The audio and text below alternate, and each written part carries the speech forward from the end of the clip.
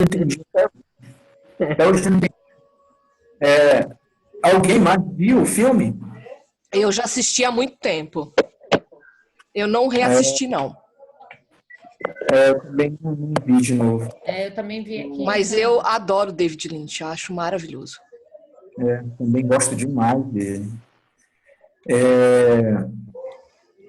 Agora, sim, em relação ao roteiro, algumas pessoas me procuraram durante a semana, já estão elaborando os roteiros, inclusive me enviaram roteiros para eu ver os esboços, né? E alguém fez alguma coisa que possa apresentar para a gente lá no WhatsApp? Tá pronto, não. Não, eu preciso conversar. Ô, Ricardo, tenho uma dúvida. Diz aí. Na verdade, assim, são várias coisas que eu queria falar. A primeira é que aquele vídeo falando do roteiro, de como fazer um roteiro, ele é meio bem assim artificial, né? Bem superficial, assim, bem. Eu não gostei muito, não. Aí, na verdade, eu fiquei em dúvida se era para a gente desenvolver um argumento para roteiro ou se era para começar a desenvolver um roteiro, que são coisas diferentes, né? Geralmente, primeiro você desenvolve um argumento, que seria, no caso, o tema, né, geral da história que você quer contar, e depois, através desse argumento, você desenvolve o roteiro, que é um troço enorme. Mesmo sendo um curta-metragem, por exemplo, de 6 minutos, você tem aí umas 100 páginas aí, né? Aonde?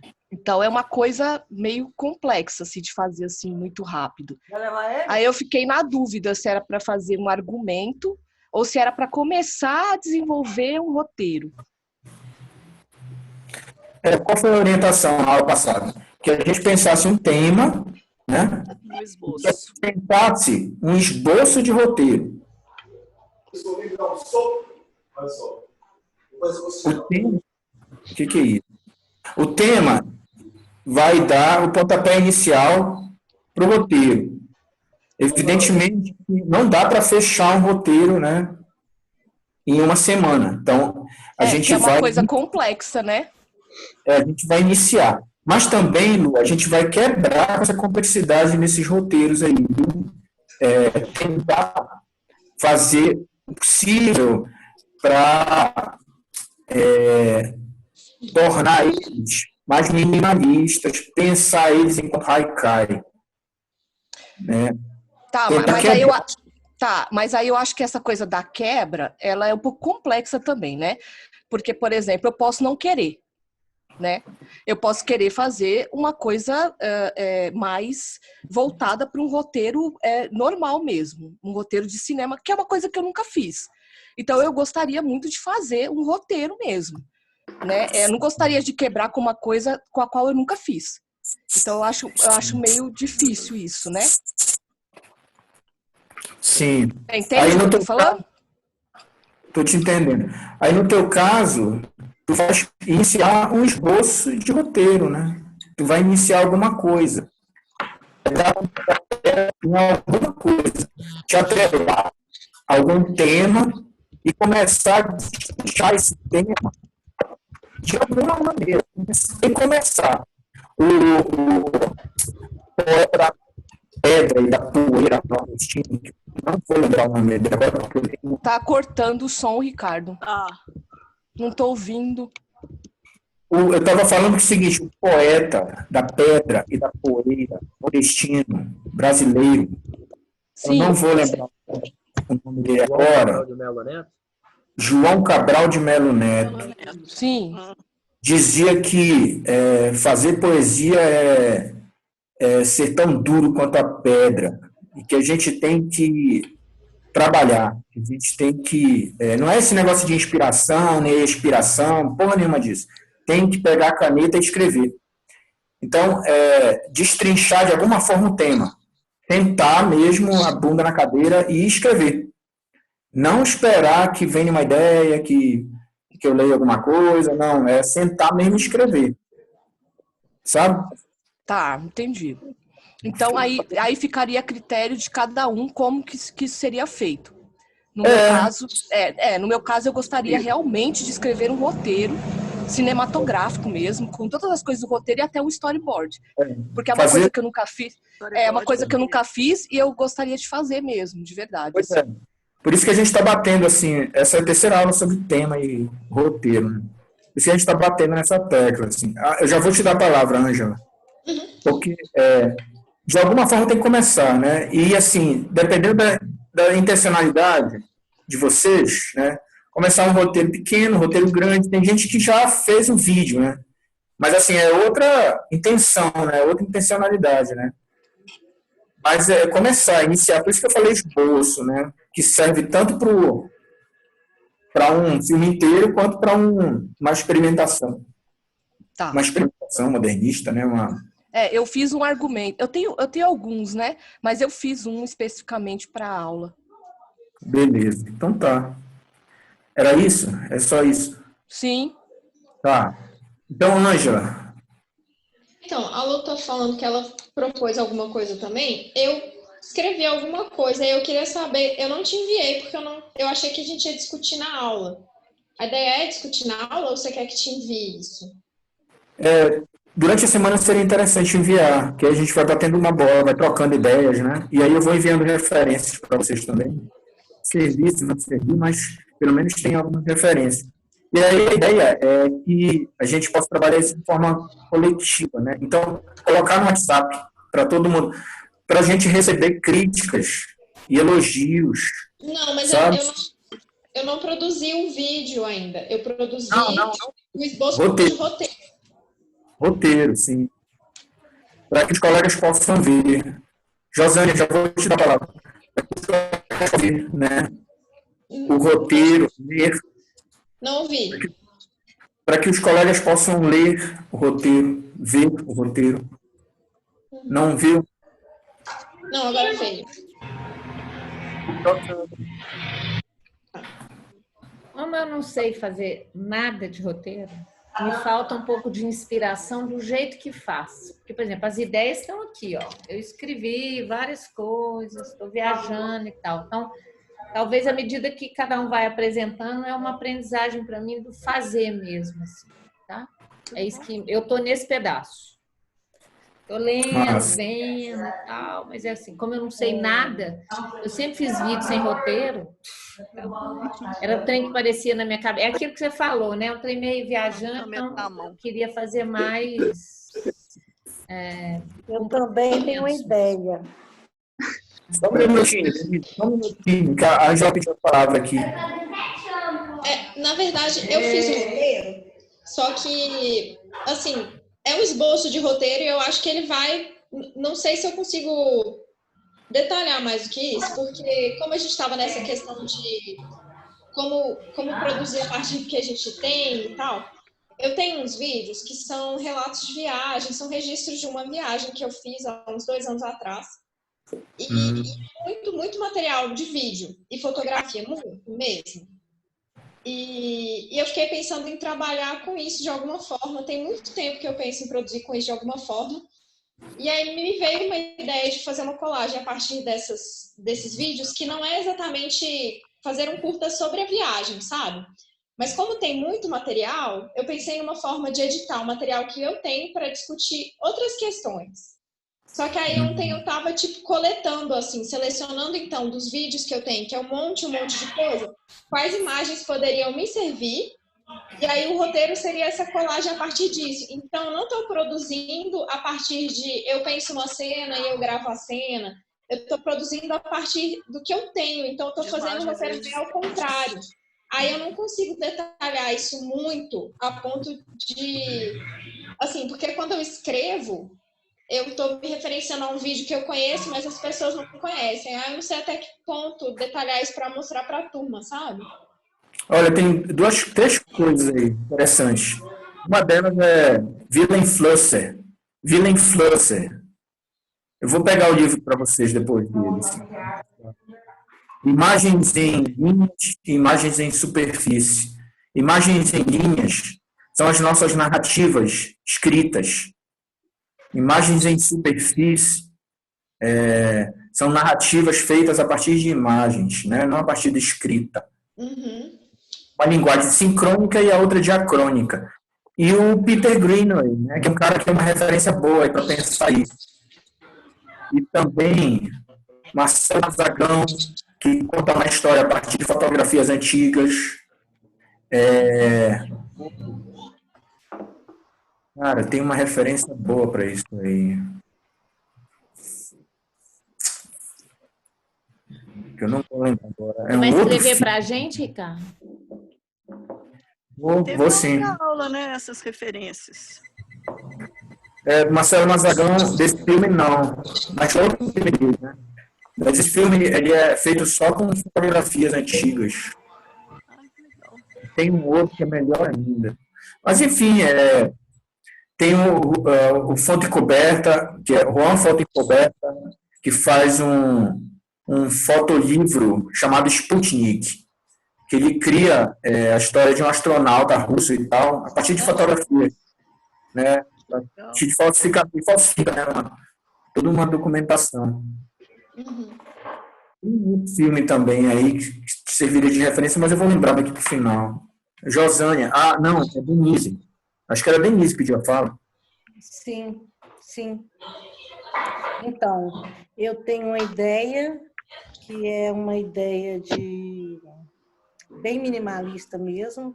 É uma imagem de um peão girando. E assim, é o começo, né? Falar sobre a ineficiência da palavra, ou quando a palavra não é tão necessária, ou como a fala do Samuel Beckett, tipo o cinema, tipo as falas dele, eu gosto muito dele, de tudo que ele escreveu, eu tenho uma identificação. Eu até copiei aqui uma coisa que fala a tentação de comunicar-se quando nenhuma comunicação é possível. Então, assim, representando fotografia também antiga, eu pensei fotografia antiga, começaria com um peão girando e eu não sei como eu faria isso, alguém vai fazer, ou se alguém quiser ideia também disso, né, gostar do roteiro, e vai escrevendo, sabe? Enquanto o peão gira, não é nada grande, é uma coisa pequena mesmo, curtíssima. Seria um filme com objetos? Seria tipo um stop motion? Sim, sim, mas é um objeto que ele tá dizendo, que ele vai dizer no contexto todo, ele vai dizer, sabe, vai falar sobre o tema, sobre a subjetividade da vida, sobre o indivíduo centrado nele mesmo, que é um peão girando. Você viram um peão girando? Denise? Denise? Oi? Tá me escutando? Tô. Tá boa? Tudo bem? Deixa eu te falar. Tem uma série, você gosta do Beckett? Tem uma série que ele fez. Eu falei isso, né? Tem uma série que ele fez para TV nos anos 70 que é maravilhosa. É uma série de peças televisivas. Eu não sei se tem todas no YouTube, mas tem algumas. Elas são muito, muito legais, muito legais. E até o Dogma 95 aproveitou de algumas coisas do Beckett. E desculpa os cachorros aí. Aí é legal você olhar, você gosta dele, tem umas coisas muito interessantes, acho que vai te ajudar. Sim. Na construção das imagens mesmo, que você quer. Sim, porque eu tenho essa ideia toda que é bem forte. E eu acho que é uma imagem bem legal desse peão girando, que seria, né, em preto e branco. E eu não, aí depois você vai me ajudar, Ricardo, a turma toda, eu vou pedir ajuda.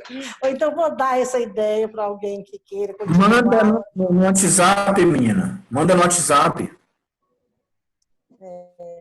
Manda no WhatsApp. Aí é isso. Eu tô porque você falou, né, que tem aquele pilar, né? Ideia, filme, depois o final. São 3, não sei, eu estava lendo aqui, eu até anotei, agora eu não sei onde eu anotei. Então, eu tenho essa ideia forte, que eu acho que dá para construir alguma coisa, mas nada longo, assim, porque não, nada assim, igual a Lu, que é um roteiro, uma coisa, né? Eu acho que é um pouco mais difícil. Eu vou começar bem pouquinho, bem pequenininho, e ver se eu aprendo alguma coisa. Então é isso, a minha ideia é essa, de falar Tá, sobre essa imagem do peão, né? Eu já até guardei ele para fazer meu Ok. filme. Edu, É o seguinte, gente, agora tá passar uma para você. Tá, Quer falar? eu vou te passar a fala, Janete, só um minutinho. Agora que está todo mundo aqui, é o seguinte, vamos organizar as falas. Quando vocês quiserem falar alguma coisa, levantem o dedo, aí eu vou colocar uma lista, vou organizar as falas por vez, tá? Aí vai falando um de cada vez. E na aula passada, foi muito tumultuado o negócio. Foi muito confuso, tá? Nessa aula a gente vai continuar aqui, e no WhatsApp. Lá eu vou jogar os textos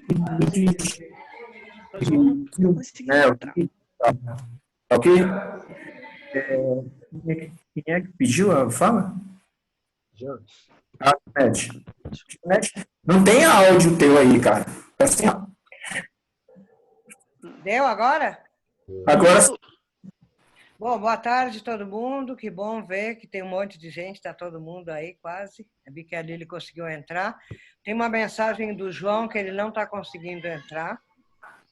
E voltando então a falar o esquema do que foi dito nas aulas anteriores, né? Que surgiu isso da gente utilizar os espaços limitados, né, que a gente tem para desenvolver, para criar uma ideia, para desenvolver essa ideia em argumento. E também, como foi falado na última aula, que era para ler essa parte do livro que fala de roteiro. Daí, e também outra coisa que a gente viu durante o livro, que é muito interessante realmente fazer o trabalho em equipe, né? É lógico que a gente está tendo limitações e não está podendo estar todo mundo junto para poder fazer as coisas. Mas como a Lili mora aqui perto, né? E aí não está difícil da gente se ver, como a gente está na quarentena há tanto tempo. Aí surgiu uma ideia, utilizando o que se tem, no caso, a casa, né, e o entorno daqui, que seria essa mata. E a gente fez um esboço de roteiro e enviamos para o Ricardo. E o Ricardo deu uns toques legais, uns retoques e tal. E daí eu não sei se teria como se manda isso. Ou se o Ricardo, você poderia mandar no grupo essas modificações que foram feitas no posso colocar lá no WhatsApp. do curta? Sim, posso colocar. Daí a gente pode colocar e aí depois, se o pessoal olhar e ver, ou se achar interessante, aproveitar que a Lili está aqui também para a gente poder comentar em cima dessa ideia e do que está se pensando em fazer. Sim. Aí eu não sei se melhor seria mandar primeiro esse esboço aí para o pessoal olhar e depois a gente pode conversar em cima. O que você Tá, acha? beleza. Vou fazer isso. Só deixando claro que não é obrigado vocês, caso não queiram compartilhar o que vocês estão escrevendo, não é obrigado vocês ficarem mostrando o grupo, tá? É uma questão de escolha, querer compartilhar ou não. Às vezes a pessoa tem um processo de criação mais individual, né, mais autônomo e tal.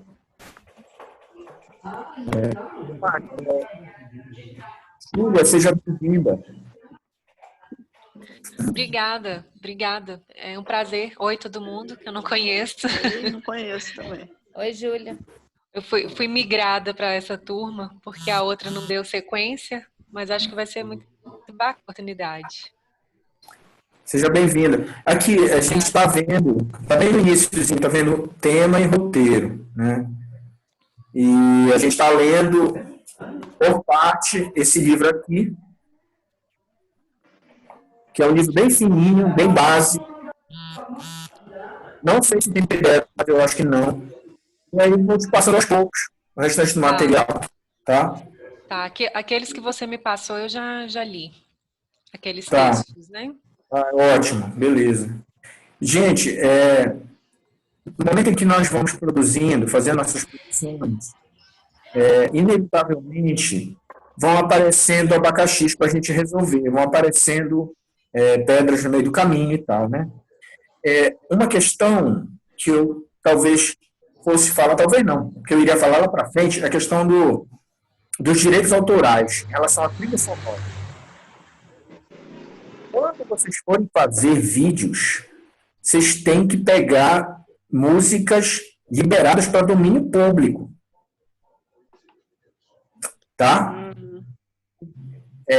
Porque é o seguinte, se esses vídeos eles forem veiculados em instituições, se for para entrar em algum edital, essas músicas elas têm que estar liberadas. Aí eu pergunto, aquela música que tu usou no Coragem lá, não, é o João, cara. É o João. Não tá aqui, né? Tem que saber se ela é de domínio público. Não é, não. O João está tentando entrar e não está conseguindo. O celular dele não está funcionando. Então, observem bem essa questão, viu? Porque às vezes a gente faz... É arriscado essa coisa da experimentação. Vocês têm que estar com um pé na experimentação e outro pé... O Clay falava assim, que o lógico coexiste com o ilógico. Não é ser muito ilógico, né? Bicho grilo, experimentação. E também não é ser muito lógico, acadêmico, aquela coisa dura, rígida, fechada.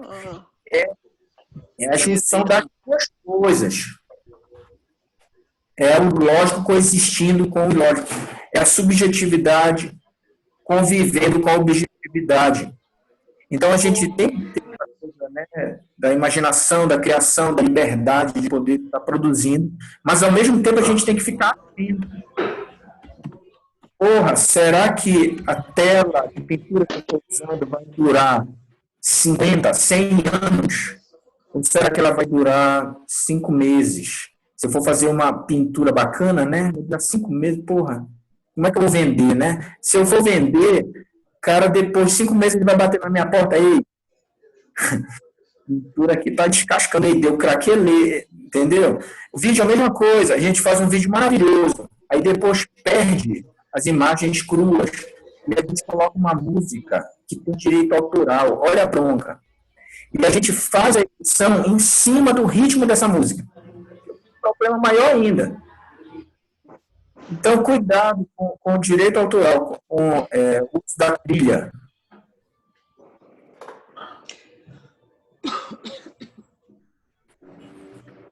Mais alguma questão? Sim. Pode falar? A José pediu, quem mais pediu? Eu. Edu? É porque eu não vejo todo mundo aqui. Por que você não coloca exibição de coisa? Você está no celular? Eu não sei como é que é. Estou no celular. Passa a tela assim, ó. Pelo menos 4 pessoas você vai ver. De 4 em 4. 4. Pelo menos 4 em 4 você vê. Tá. Quem foi que pediu? José, Edu? Eu. Tem uma lista. Edu, eu, Lili. Edu, José e Edu. A Florence disse que é um banco de dados de áudio. Que existe banco de dados. Gente, existe o Internet Archive. Internet Archive tem tudo. Tem até vírus de computador lá. Tem tudo, Lili, tem imagem. Só um minuto, Ricardo. Ô, Lili, eu vou deixar seu áudio desligado, porque ele dá um pipipi por causa da câmera. Aí, quando você quiser falar, você fala e eu abro, tá? Aí eu faço assim.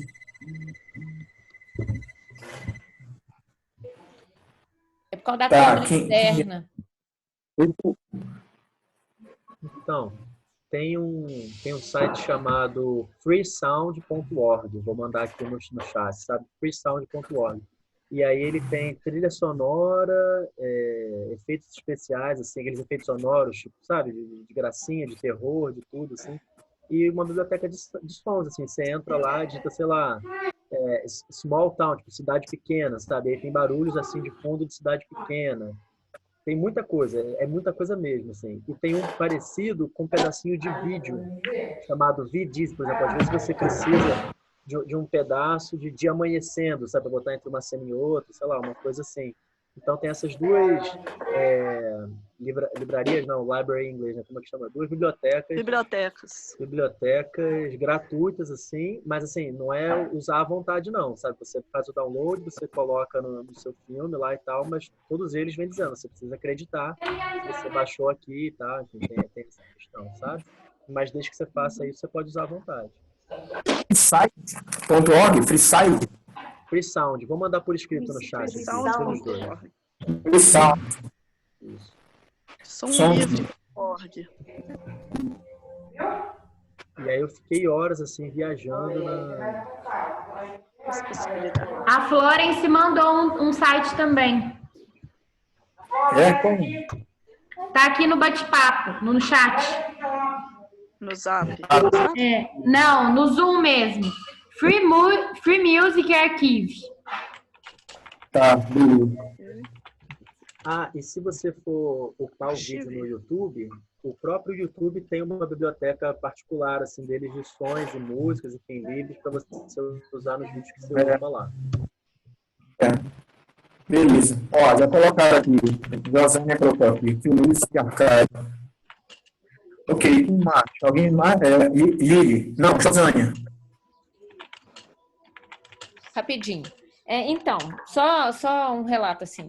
Eu vi uma imagem, essa imagem me chamou atenção, que é aquela brincadeira que eu falei que era um besouro andando bem devagarinho. E aí, como nós estamos num tempo de desaceleração e de minimalismo, é como se eu quisesse falar um pouco desse momento que a gente está por uma atenção que eu tive de uma coisa que num outro tempo eu não olharia. Viajei, né? Mas isso pode ser assim? Pode ser um start? Pô, bacana, pode ser sim. Tá. Me lembra muito slow food. A vida a partir do olhar de um inseto, né? Tipo isso. Aí eu comecei a pensar em várias cenas e eu fiz algumas, filmei, de animais nesse momento de desaceleração e contemplação. Vocês sabem que um mosquito ou uma mosca, para a mosca, a gente se move assim. Em câmera lenta. Como você descobriu isso? Como você descobriu isso? Viagem. Mas eu acho que isso é verdade. Totalidade, por isso que ela consegue fugir. Nós somos lentos para ela. Para o tigre também é a mesma coisa, mas não tanto quanto para a mosca. Nós somos lentos para ela. Que loucura. O animal parece que tem um velt, ele vive dentro de uma bolha, com uma temporalidade diferente, com sensações de cheiro diferentes, com percepções diferentes. Aí eu fico pensando, como seria uma câmera na mão de uma mosca, né? Pois é. Como é que seria um filme feito por uma percepção que não é nossa, né? De um animal, como é que... Né? São outras cores, tem um camarão que ele enxerga 30 e poucas cores mais do que nós, né? Ele enxerga em frequências, raio-x, raio gama, ultravioleta, tudo isso a gente não enxerga, né? E essas cores são tão singulares quanto as cores que a gente enxerga, vermelho, amarelo, azul, verde. São tão originais quanto. Enxergar um insólito. Porque o que é a minha ideia? O momento da quarentena, ela altera o nosso olhar, ela altera a velocidade das coisas, ela altera a percepção, ela altera. E aí eu queria falar um pouco sobre essa alteração. É bem minimalista, é uma coisa muito simples, rápida, mas que chamasse atenção para esse tempo. E aí vem o Manuel de Barros, que na poesia dele fala exatamente desse olhar. Então, eu queria cruzar as duas coisas. Manuel de Barros é o alter ego dele, né? Exatamente. Então, assim, pelo olhar da imagem, mas que não tivesse, por exemplo, imagem, mas som, ou não tivesse fala, mas som, sabe? e que esse som, por exemplo, eu posso usar da semântica uma música que trabalha a desaceleração. Então, ela estaria meio que no fundo, assim. Então, a junção da imagem, desacelerar, da imagem, da música que trabalha a semântica da desaceleração e talvez um poema enfiado no meio para caracterizar e dar um sentido. Então, no meu caso, eu pensei isso. Obrigada. Bárbara, o dedão do pé do fim do mundo. pelo celular. Sim. Dedão. Uhum. E também tem um cara que eu acho que tu conhece. Ele escreveu um livro chamado Antropólogo de Marte. Alguém conhece aí? Eu já vi, mas eu não li, não. Eu conheço, é neurologista, né? Neurologista. Vou lembrar o nome dele, peraí. É o Oliver Sacks. Oliver Sacks. Eu li outros deles. O cara pega. Porra, quem é que tá com esse povo aí, com esse áudio pra galera aí, gritando aí?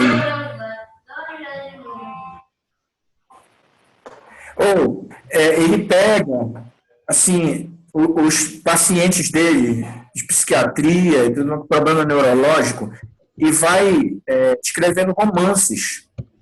Então, tem um cara que só enxerga de cabeça para baixo, tem um cara que não enxerga a profundidade, tem um cara que só enxerga preto e branco, tem um outro que ele enxerga como se tivesse com enxaqueca o tempo inteiro.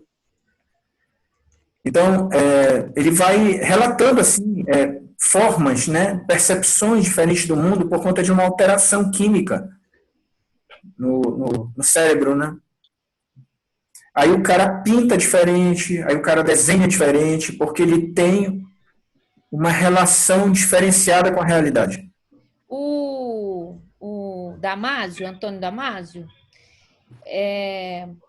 eu trabalho com uma neurocientista, que é companheira dele de trabalho, e a gente faz um estudo na biodança sobre os neurônios espelho.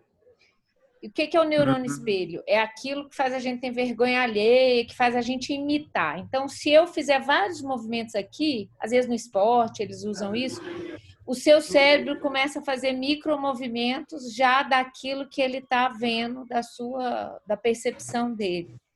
Tipo, ou seja...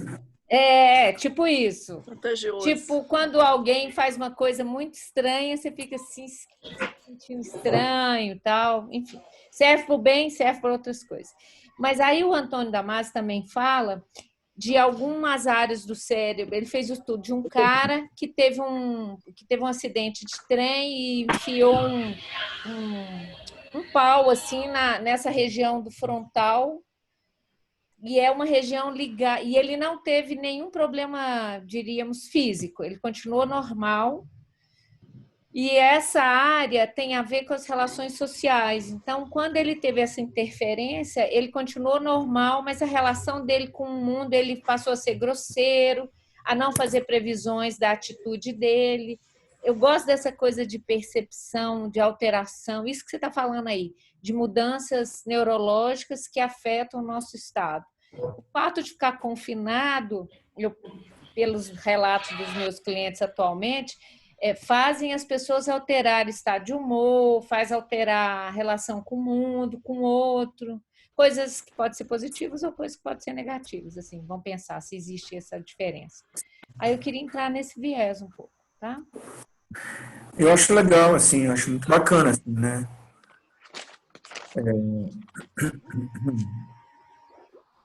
Uma vez uma criança, eu estava filmando com ela da turma de cinema para crianças, né? Eram 10 crianças. E aí a gente foi para a praça e a minha ideia era tudo assim que eles quisessem na praça. E aí uma das crianças parou, ficou olhando um musgozinho assim no chão, e ela ficou olhando aquele musgo assim uns 15 minutos. Aí eu fiquei incomodado com aquilo, eu fui lá, eu disse, porra, o que esse menino tá vendo? Musgo? E não está produzindo nada, né? Está parado ali olhando para o musgo. Vai ver que ele não está afim de fazer, né? Fui lá com ele. Nossa, ele me chamou assim para eu ver bem de perto o musgo. cara, ele estava olhando uns bichinhos lá que não era formiga, era menor do que a formiga, andando lá pelo meio do musgo. E aí ele me disse assim, olha, aqui parece que é a casa de duas delas. E ali parece que é a casa do vizinho. E aqui entre a casa do vizinho e a casa deles tem uma árvore. Eu estava vendo um bairro ali dentro, cara. Dentro do bairro Antônio Dias tinha um outro bairro. Professor, tem um outro bairro aqui. Outro bairro dentro do bairro. Então, assim, viu no microcosmos, né? Parece coisa do Manuel de Barros isso, né? Aí fica assim, nossa, gente. Então, imagina, dentro da nossa casa deve ter outras casas. Dentro das nossas casas, muitas outras casas. Tem uma fala, deixa eu pegar aqui, tá num cartaz do Lost Translation, aqui no meu quarto. Vê? Podemos fechar Olha todos só. os áudios e deixar só o áudio do Ricardo? Pode?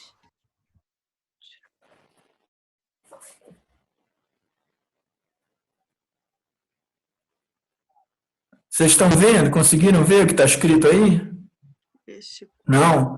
quarto inclui outro, não, uma lembrança. Perdi o pedaço. Encontros e desencontros. Não, mas é a folhinha. Outro. Um sonho ou uma lembrança, ok.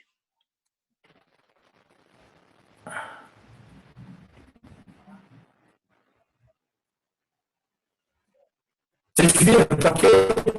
Conseguiram ler? Esse quarto inclui outro, né? Então, se um quarto inclui outro, mas numa casa, quantos outros quartos e quantas casas moram nessa casa, né? Isso é muito também, né? Que ele dizia assim, nós somos o lugar onde estamos, eu sou o lugar onde estou, né?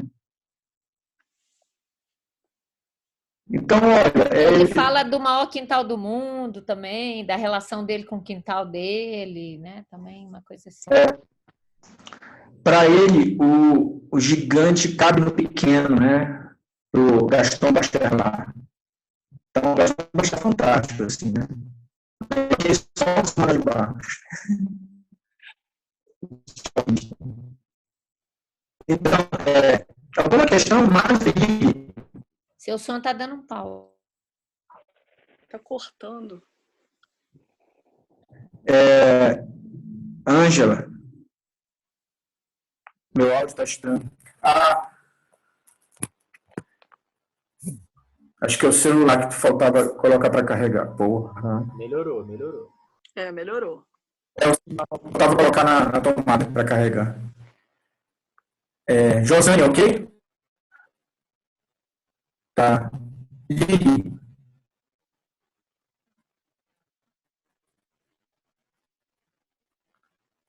Ele queria falar. Sim? Sou eu na ordem para falar? Olha, o João já está ali. Não? Pode falar? Pode. Então, pois é, fora a mensagem do banco que está me enlouquecendo, isso eu não vou falar. Assim, na verdade, muita coisa ainda muito caótica, mas muito legal. Eu acho que isso é um bom sinal, né? Eu estou bastante perdida com relação ao uso de imagens.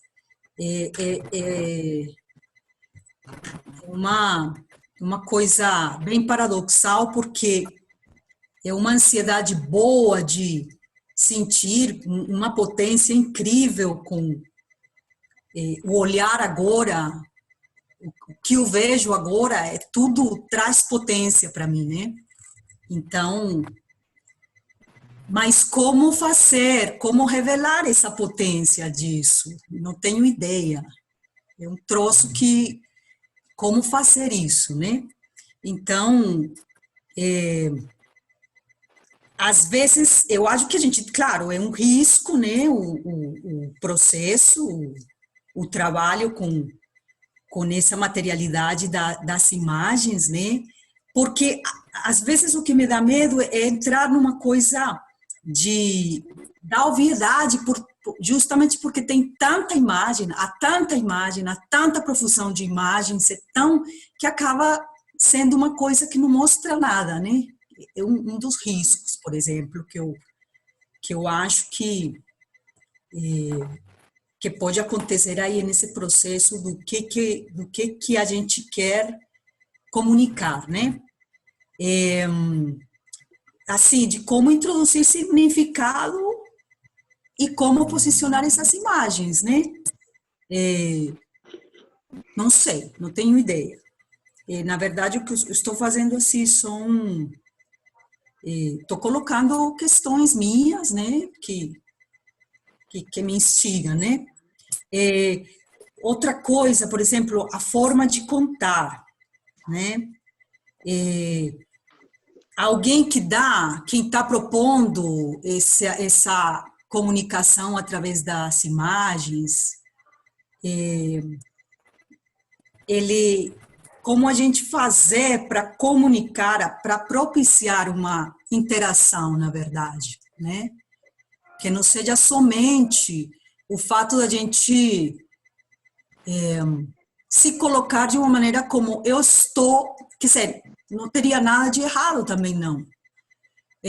Eu estou te contando e você está me escutando, né? Simples, né? Uma coisa... E sim de tentar trazer um posicionamento que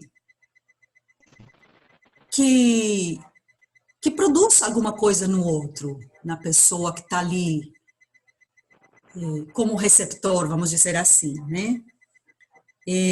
Surgem muitas coisas, na verdade, né? Por exemplo, eu fui anotando aqui, provavelmente... Assim, antes de falar essa última coisa, no processo da gente... Porque eu tenho uma questão forte, eu tenho muita dificuldade, por exemplo, com a questão do roteiro. A Janete e eu fizemos, a gente se estimulou uma outra. Eu ainda não consegui... mas esse é um desafio que eu acho interessante, né? Trazer para mim a questão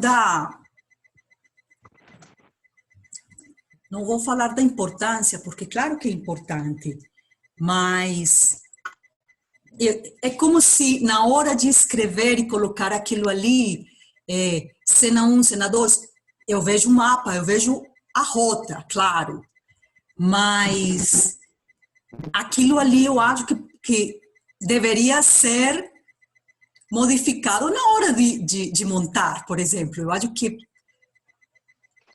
talvez esse roteiro seja feito para não ser feito. Eu não sei se estou conseguindo me explicar. Mas é uma questão muito pessoal, né?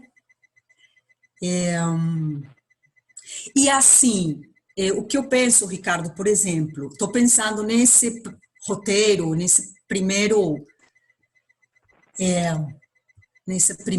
mapa que a Janete e eu fizemos. A gente vai partir depois para realizar essas imagens, e eu acho que aí que está a coisa, esses desafios, por exemplo, de colocar isso numa timeline, num programa de edição, mas esse feedback que eu acho que seria legal da gente se dar grupalmente, né, com você, com o pessoal, é possível?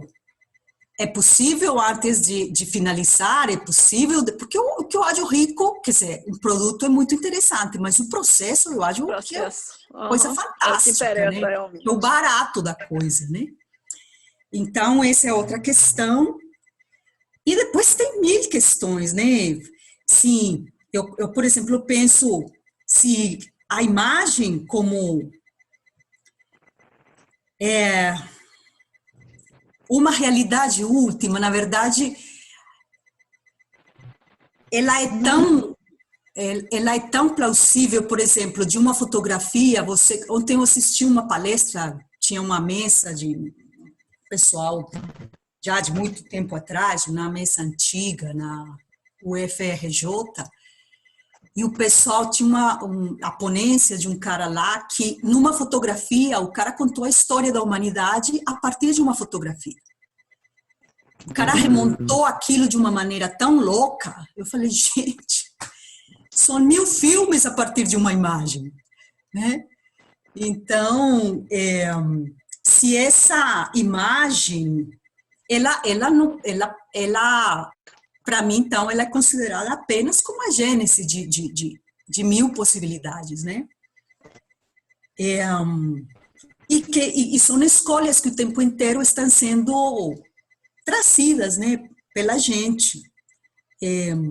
Aí depois vem também uma questão, mas eu ainda não sei, eu estou soltando as coisas assim meio de forma louca, porque, né, para jogar combustível assim para mim mesma e para a gente, né? Se a imagem também como pode ser tratada como uma realidade última ou primeira, e aonde a gente mostra as escolhas expressadas, mas como uma representação. Que seria isso? Porque as realidades, eu imagino uma coisa, isso também é a realidade da coisa, né? Não sei, tem muitas nuances aí que eu acho que tem muito pano para manga para entrar. Mas eu acho que a gente tem que partir, tem que ter um ponto de partida. No caso, a gente foi lá com o roteiro e eu acho que a gente vai atrás disso. Mas a questão também seria, por exemplo, essa. Eu gostaria muito de poder socializar de alguma maneira esse processo, porque se isso é possível, o que eu falo, na timeline, ou em que momento tecnicamente isso é possível, não sei como. Acho que foi muito confuso.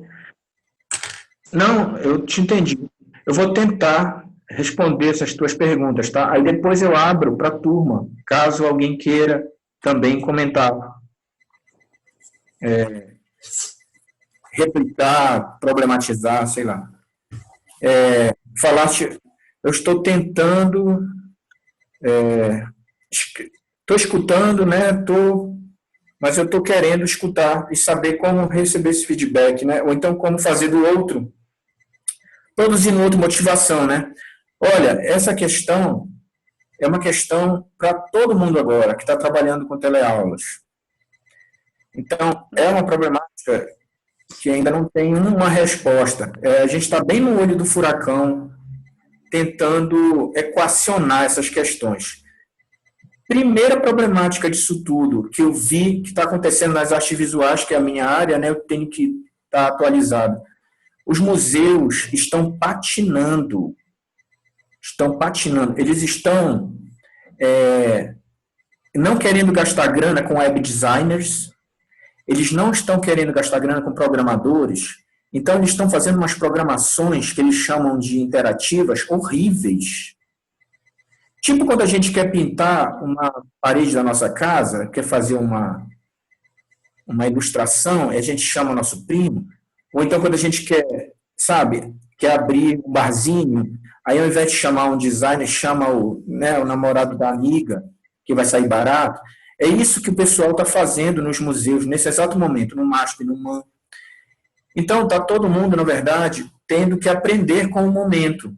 Como é que eu vou gerar motivação no outro assim, aqui, né? Que estratégias, quais são as táticas? Não são as mesmas da sala de aula.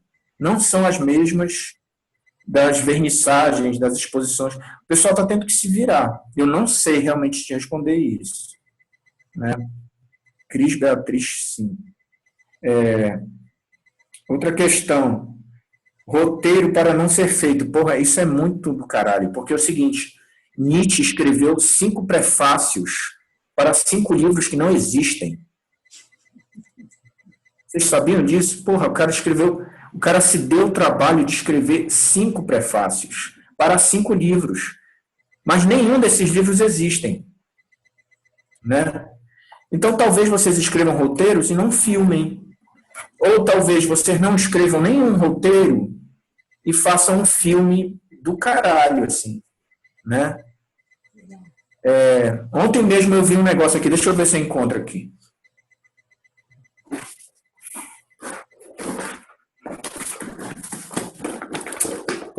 Não sei se eu vou encontrar.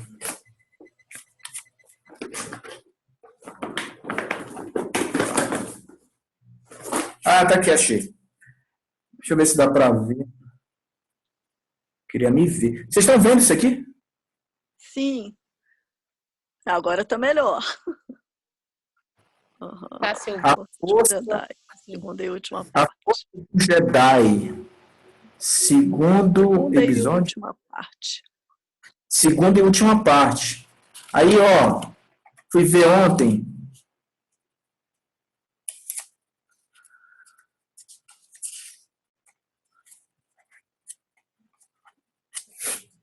Tem nada, cara. Eu fiz isso aqui, eu tinha 14 anos, eu acho. Entendeu? Agora fiquei animadíssima, viu, Ricardo? Tem várias possibilidades de a gente pensar fora da caixinha, né? Outra coisa, feedback, né?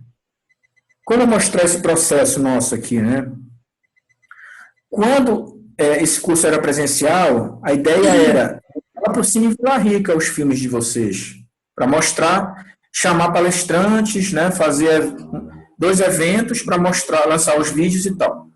Cara, não tem como mais fazer isso. Então, a partir do momento que tiver uns 10 vídeos, a gente abre um site.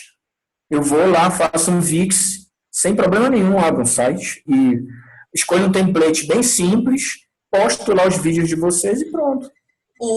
Ricardo, mas até mais do que como produto, tudo bem, que eu acho que é uma consequência, eu estou falando muito na questão do processo, que eu acho bacana, né? Da troca do processo, porque depois será consequência o que vem a ser, né? Aí a gente tem que pensar como é que vai fazer isso, né? Para mostrar tipo os bastidores, né? Exato, porque eu acho que aí um comentário teu em algum momento, cara, aquilo ali fez um estalo que fez estragos, né? Então isso é muito legal. Pessoalmente eu acho bastante bacana, assim. Mas acho que é natural também, acho que vai rolando naturalmente, organicamente, né? Mas olha, o comentário, o feedback, ele só existe porque vocês instigam, né? Assim, da mesma forma que vai daqui para aí, vem daí para cá, né? E assim, a Josélia está gravando aqui as aulas, né? Nada impede da gente pegar esse material e virar de cabeça para baixo ele tentar fazer disso um filme. Não sei. Não sei. Teria que pensar, como eu te falei, né? A gente está pensando ainda como fazer os registros, né? Como apresentar esses registros, como dar um corpo para eles, né? Do processo e tal. Teria que pensar, e é um desafio para a gente, né? Agora, assim, se o mundo não acabar, né? No segundo semestre a gente vai para a parte prática. Passando o apocalipse, a gente vai para a parte prática, né, no segundo semestre. E aí a gente quebra o pau aqui, né, pensando, remoendo, né, porque a gente vai ter muito tempo para remoer essas coisas em casa, né, filmando, experimentando, sei lá.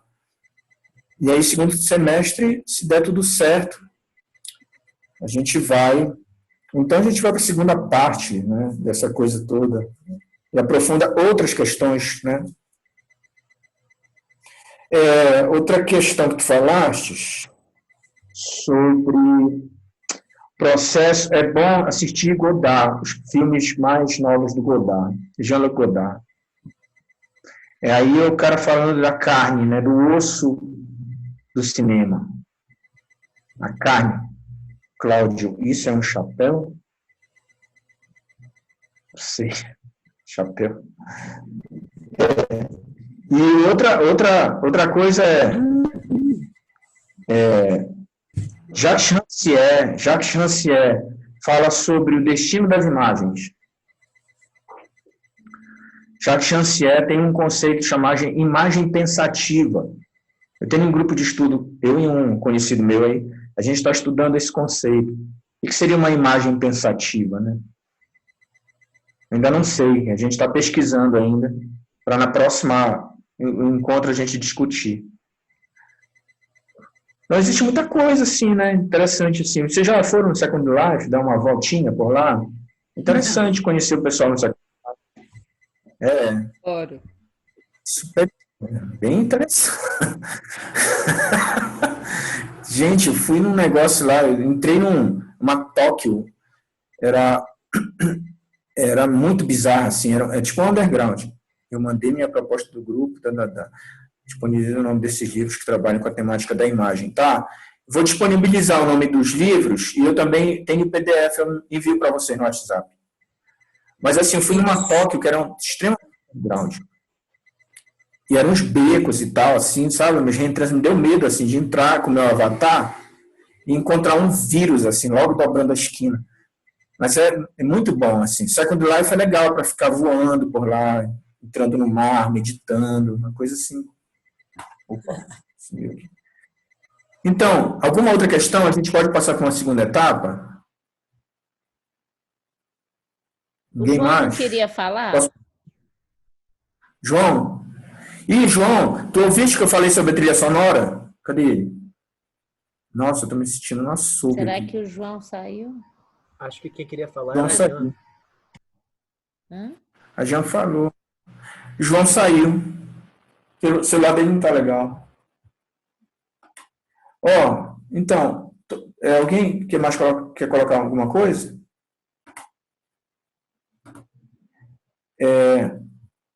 Ainda falando sobre roteiro, eu vou mandar para vocês lá no grupo um texto, tá? Eu vou mandar lá no WhatsApp. Cadê essa porra?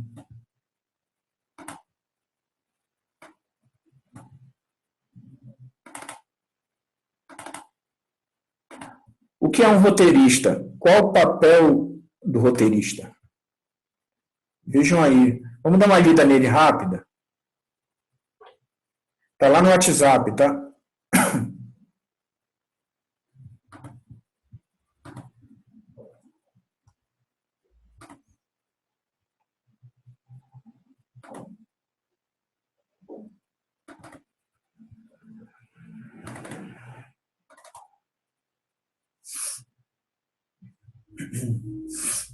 Você quer que eu coloque aqui o texto grande, bobagem?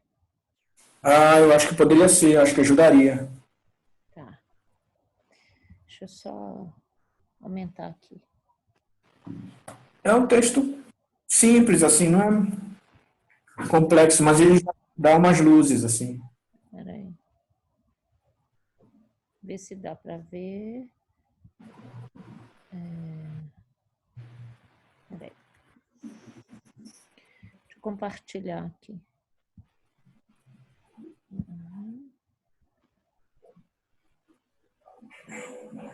Vê se dá para ver, gente.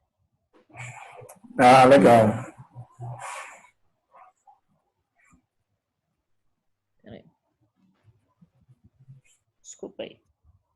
É isso, né? É isso. É isso É um mesmo. roteiro. Eu vou descer aqui e vocês vão me falando. Pode liberar os áudios aí.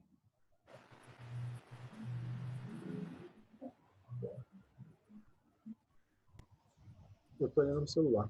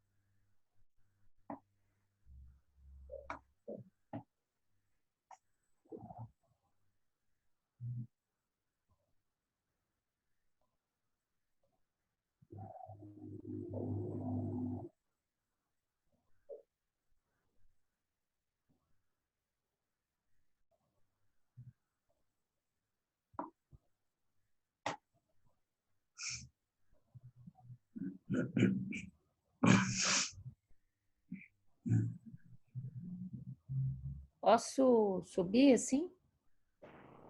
Acho que já dá para subir. Onde que é que eu parei, gente? Peraí. Peraí, onde que eu estava? Nosso papel como roteirista, blá, blá, blá. Tá. Qual é o nosso papel como roteirista? Tá. Massa. Vai me dando a dica aí.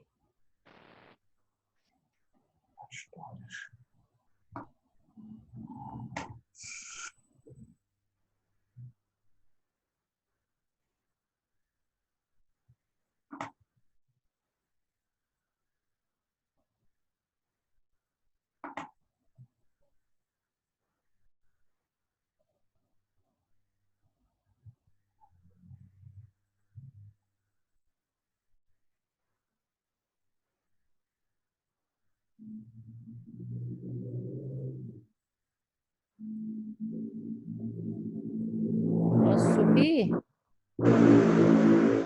Não estou enxergando vocês. Pode? Acho que pode, né? Uhum. Pronto. Pronto, acho que morreu.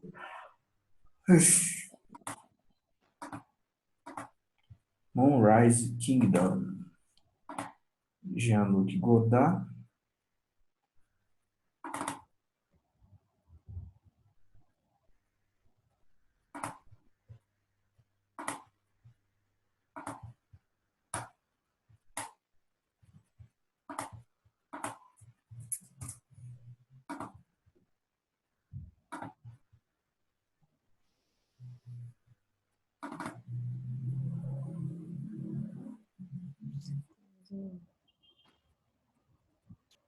Rolou? Posso? Eu acho que foi, né? Foi, né? Tá. Foi. E aí, alguma questão? Alguma questão? Texto simples, né? Não tem... Eu aqui, eu quero falar. Edu, quer falar? Quero. Eu fiquei com a Ângela impressão... também. Ângela, Edu Pode e falar, Janete. Edu. Pode falar, Edu. Eu fiquei com a impressão, tanto nesse texto quanto que eu já tinha lido sobre o roteiro essa semana e tal, e até no que a Lili falou e no que a Lu também, que tem uma coisa importante na hora de pensar no roteiro, que é a função dele, né? Porque uma coisa é você escrever um roteiro para você mesmo executar, sabe? Para você organizar suas ideias ali e não fazer o negócio, né? Outra coisa é quando você vai fazer o roteiro ou você vai participar da produção ou para outras pessoas que você não tem nem contato, enfim, pegarem aquilo e desenvolver uma ideia, né? Aí, nesse sentido, tem uns manuaizinhos de roteiro e tal. Eu cheguei nesses manuais partindo daquele vídeo que alguém postou no grupo, eu já não me lembro quem, mas é um vídeo do Canal Brasil falando sobre roteiro.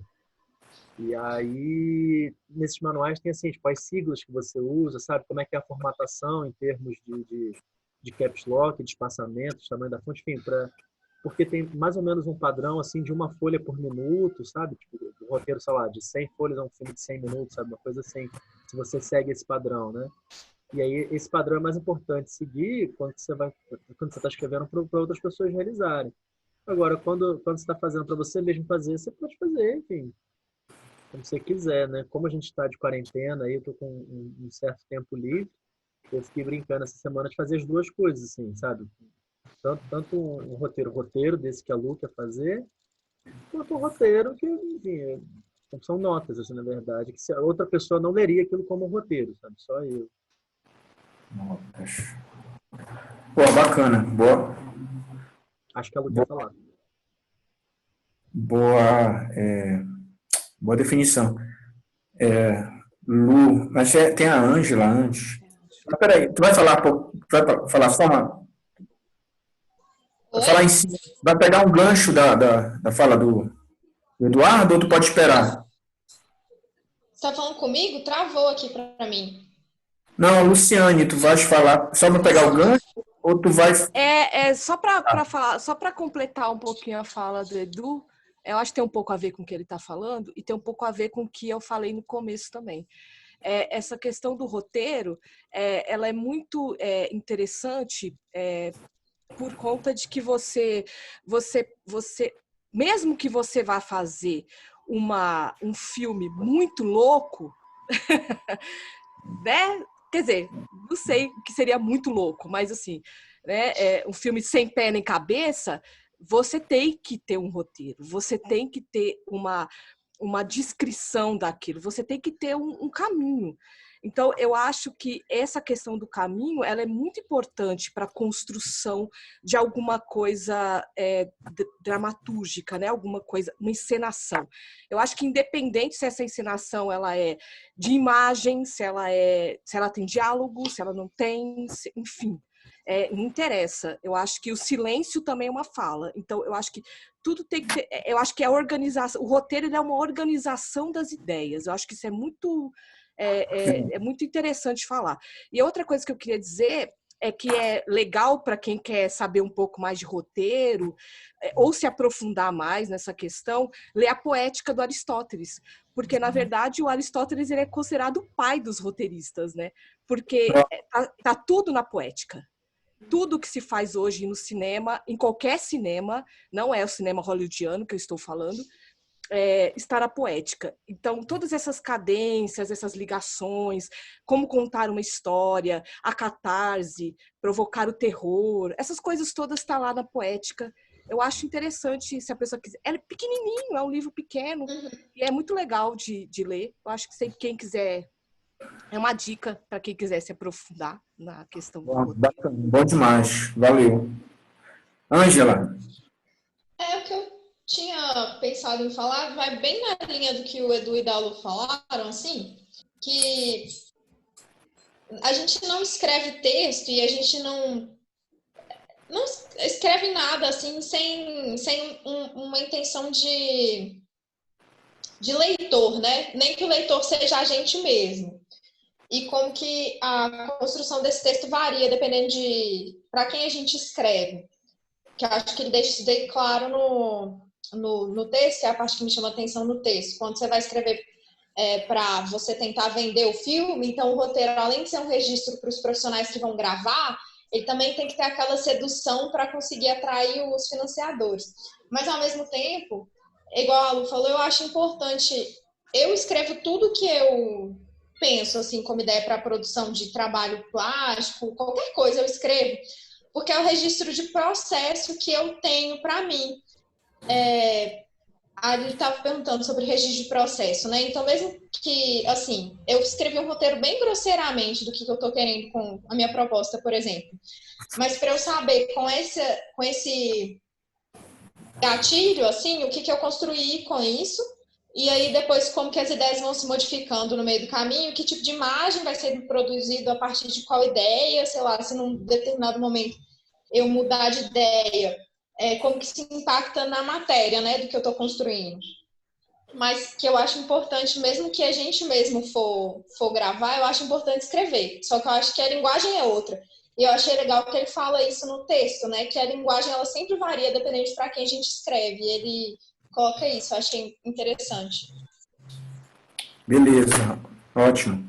Gente, eu estou só ouvindo, aí depois eu dou feedback para vocês, tá? Janete. Se inscreveu para falar, Janete? Não? Tá aqui há um tempão, faz 1 hora que eu pedi. Se alguém abrir o microfone, está me escutando? Sim, pode falar. Não, então, com relação ao que foi falado e também o que foi colocado pela Lili, que eu estou tentando entrar desde então na conversa, eu acho assim que essas aulas, né, mesmo assim o curso, ele é um laboratório, né? É um laboratório em que a gente vai aprendendo, fazendo, olhando e vendo e aprendendo muito no fazer também, né? E essa história do roteiro, para mim, assim, é até meio complicado. Nos outros documentários que eu fiz e tudo, geralmente eu tenho a coisa na cabeça e a partir dali eu acho até meio chato fazer, mas a gente sentou e fez aquele roteiro, que o roteiro não é mais que nada, é um guia, né? É um guia que vai te levando para poder concluir o que você quer passar, né? E transmitir. Mas aí tudo é um processo. Bom, até chegar numa finalização, até você chegar ao ponto de colocar os créditos no final, isso aí tudo tem várias etapas. E são coisas que a gente vai fazendo, sabe? Vai vendo, tem a ideia na cabeça, né? Tem a câmera na mão, tem um roteiro que vai te dando uma guia. Mas você vai fazendo isso, e na hora que você coloca numa timeline também, você, em cima daquilo que você quer, com o que você tem, você também vai buscando outros recursos, você vai buscando lance, se tiver um som, se vai ter ou não. Então, essas coisas todas vão acontecendo. E eu acho legal que utilizar, que está todo mundo no mesmo barco, é isso, é que conforme for fazendo, a gente vai dividindo nessas experiências assim, do que a gente está fazendo, e sempre aberto também a sugestões e coisas assim, né? Mas realmente a gente só vê mesmo a coisa na hora que você está ali na edição e colocando, tendo a boa guia daquilo que você está querendo, né? Tá, que você quer passar e transmitir. Tá.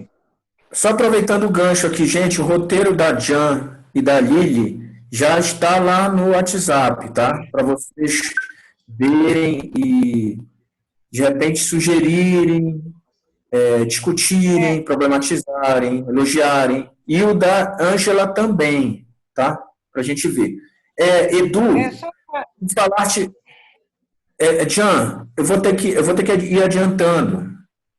Eu te dou depois só uma coisinha, eu tenho um compromisso que eu tenho que sair daqui de casa às 4 horas. Então vai sair da tua casa e o isolamento? O que tu vai fazer na rua, hein? Resolver os pepinos. Então, eu vou ter que sair às 4 porque eu não quero pegar a estrada de noite. Então, eu vou começar já a entrar nesse esquema. E qualquer coisa, assim, se alguém depois tiver interesse, só para marcar, não tem diálogo, sons ambientes, sons que foram gravados aqui, nos lugares diferentes, e que depois, no processo, a gente vai ver também se pode pesquisar. Foi riquíssimo, né? O pessoal colocou esse monte de sites aí que dá para a gente usar, mas isso tudo também acho que é uma coisa que está começando, né? E são etapas e etapas, tá bom? Beleza. Edu, é o seguinte, tu falaste aí duas coisas interessantes. Função, né? Para mim e para o outro, né? Isso é muito importante, assim, em qualquer produção artística, porque é o seguinte, quando a gente produz para nós mesmos, a gente não está endereçando nada a ninguém. Então, a gente tem uma liberdade maior de criação, né? Que não está anexada, nem precisa ser chancelada por instituição, por edital, por regra, por fórmulas, né? É muito legal criar nesse sentido. Só que é o seguinte, quando eu faço para o outro, quer dizer, eu faço voltado para um edital, eu tenho que saber que eu estou escrevendo para um determinado nicho do mercado. Aí o buraco fica mais embaixo. Qual é esse nicho? Se eu quero me inserir num determinado circuito, eu quero que o meu trabalho seja compreendido por esse circuito, quais são os códigos, né, que circulam nesse circuito? Quais são os chavões? Né? O que são as tendências? Existe isso, né? Por mais que a gente não queira que seja assim, mas existem os caras que estão sendo comentados agora, né, que discutem imagem no contemporâneo. Isso te coloca, né, num determinado patamar, isso te coloca entre determinadas pessoas que discutem o contemporâneo a partir desses referenciais e tal. Enfim, é uma escrita mais objetiva, porque ele tem um endereço, né? Quando a gente consegue cruzar essas duas coisas, nossa, é maravilhoso. Quando eu tenho liberdade para criar e, ao mesmo tempo, eu sei para onde eu estou direcionando, eu estou livre, produzindo, mas eu já estou endereçando isso, aí fica bacana. Mas é difícil, não é uma coisa que né, seja fácil de fazer. Não é fácil. Tá? Mas existe, sim, essa coisa assim, da função, né, de prestar atenção para quem, qual é o meu público, né, qual é o meu... Qual é o nicho que eu estou querendo trabalhar, né? Se eu escolho determinado tema, eu sei que eu vou chegar num determinado grupo. Se eu escolho uma determinada política para falar no meu vídeo, eu sei que eu vou afetar determinadas pessoas. Se eu escolho uma religião, uma filosofia, eu vou estar conversando diretamente com essas pessoas. Ângela, né, tu falaste não escrever texto sem intenção, tendo em vista que alguém vai ler, né, esse texto, mesmo que sejamos nós mesmos, né? E esse texto varia de acordo com aquilo que escrevemos, né? Ter liberdade ou estar inserido num circuito e perder essa liberdade. Eu lembrei da história de uma pintora chamada Maria de Nazaré. Ela pintava naif. Os quadros dela eram muito bonitinhos, assim. Aquelas pessoas indo nas festas de São João, tudo coloridinho, tudo mal pintado, uma desgraça os quadros. Ela era naif, ela não tinha compromisso com regras acadêmicas nem nada. Tudo muito bonitinho. Aí vendia assim, que nem água o negócio, vendia pra caramba. Só que ela pintou isso durante 2 anos, 3, 5 anos, 7 anos, 9 anos. Quando chegou no 10º ano, eu encontrei com ela numa fundação, ela estava trabalhando. Aí ela disse para mim, cara, eu não aguento mais pintar esse negócio. Aí eu disse, mas por quê? Como assim? Por que tu não começa a pintar outras coisas? Ela disse, não, é porque o circuito, ele me pede. As galerias, o meu público, se eu pintar outras coisas, eles não vão nem me reconhecer. Então, ela ficou engessada no naif, ela queria fazer outras coisas e tal. Então, há de se prestar atenção nisso, assim. Quando a gente quando a gente se atrela a uma identidade, a gente forma um público. Aí, quando a gente vai querer mudar, né, o sabor da coisa, a gente tem que estar ciente de que a gente vai receber crítica, que a gente vai receber... a gente vai perder público. Então, a gente tem que ter muito cuidado com essa criação, produção de uma identidade visual, de uma identidade teórica, porque isso é uma armadilha. Isso pode mostrar que vocês têm embasamento, né? Que vocês estão super especializados em falar nisso, mas isso é uma armadilha muito escrota. Então, há de se perceber assim, que é interessante se aventurar, arriscar, conversar com outros públicos, não aqueles que a gente está sempre acostumado a conversar. Aí é que é o pulo do gato. Ir na feira, né, fazer um curta-metragem sobre hortaliças. Olha que delícia. Fazer coisas que fogem o nosso métier, que foge do métier do nosso público, mesmo que a gente venha a perder eles, né? Mas, pô, pelo menos a gente está em movimento, né? Vou ficar angustiado, né? Porque, ai, meu Deus, eu estou frustrado. Abri a vernissagem e apareceram 3 pessoas. Isso já aconteceu comigo, cara. Pô, apareceu a minha ex-namorada, um curador e mais 3 amigos. Porra, 5 pessoas. Olha, eu passei um ano inteiro pintando os quadros. Porra, fiquei frustrado.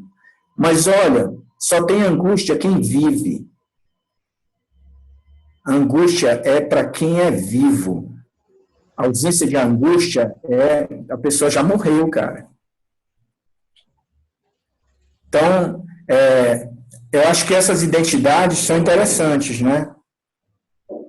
Mas é bom a gente arriscar, sempre procurar outros públicos, né? E a Lu falou sobre a questão do conceito da organização. Cara, isso é importantíssimo, porque às vezes a gente faz as coisas, arte, né? Vamos, samba do crioulo doido, vamos fazer tudo, quebrar tudo, arte contemporânea, então, nossa, precisa entender, ninguém precisa entender, nem eu preciso entender. Não é assim, cara. Tem que ter um conceito, tem que estar amarrado o negócio e uma reflexão. Linguagem. a gente tem que saber falar sobre ela.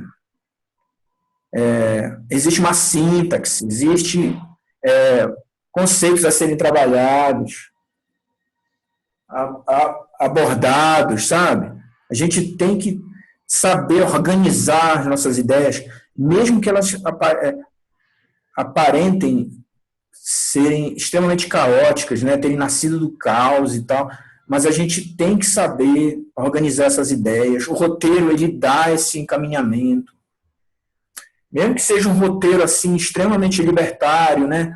Mais contemporâneo e tal, mas ele tem que ser uma metáfora epistemológica assim do nosso pensamento, sabe? Tem que haver essas reflexões, assim, tem que haver essa organização conceitual, reflexiva. E valeu pela dica da poética de Aristóteles aí, eu não sabia disso, não.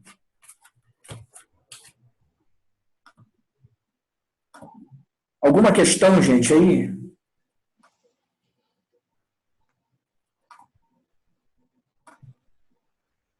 Nada? Tudo ok? Tá, beleza. Então, vamos dar uma olhada aqui no WhatsApp de vocês, eu vou jogar um link lá, é uma entrevista com Jean-Luc Godard. Eu peguei uma com Glauber Rocha também, né, para a gente não ficar só nos europeus. Dê uma olhada nessa entrevista do Godard, ela é rapidinha. 10 minutos.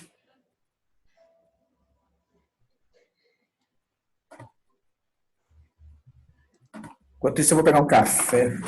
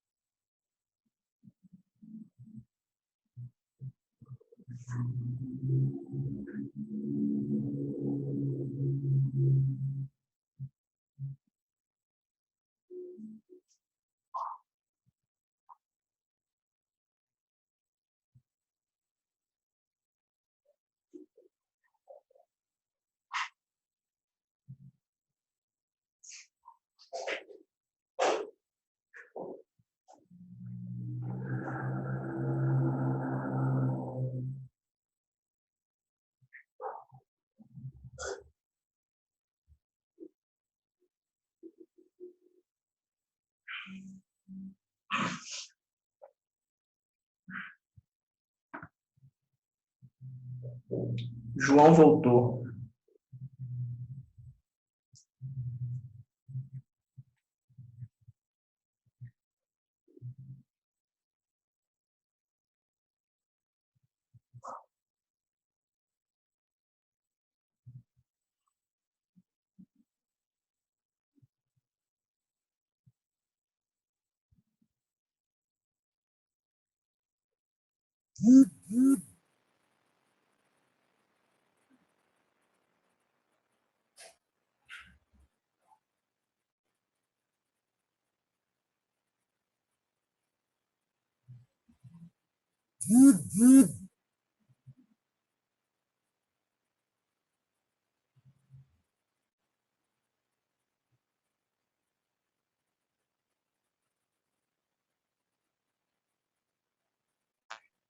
Ricardo,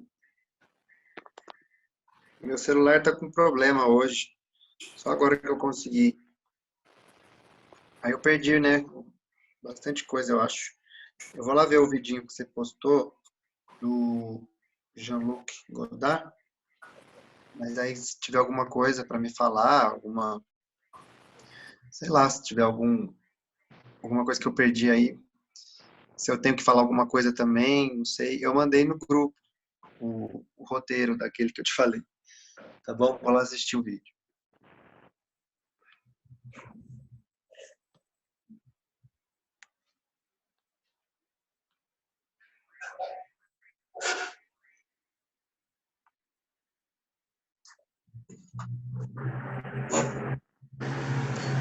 Então, gente, vocês terminaram aí de ver?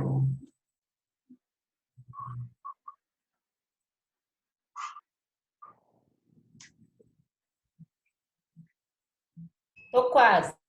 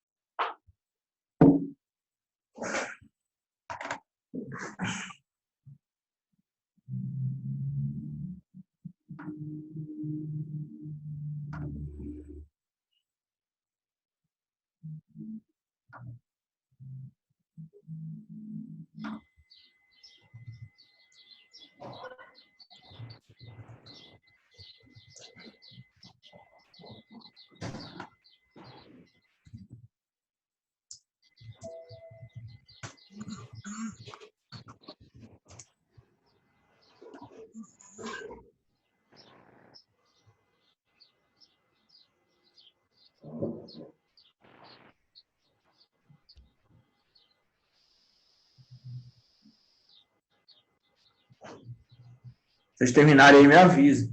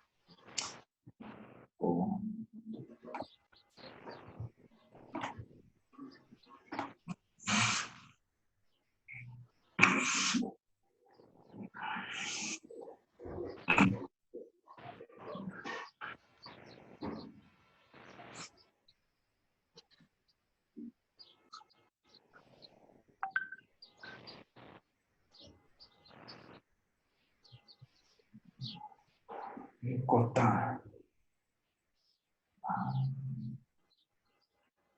Verdade.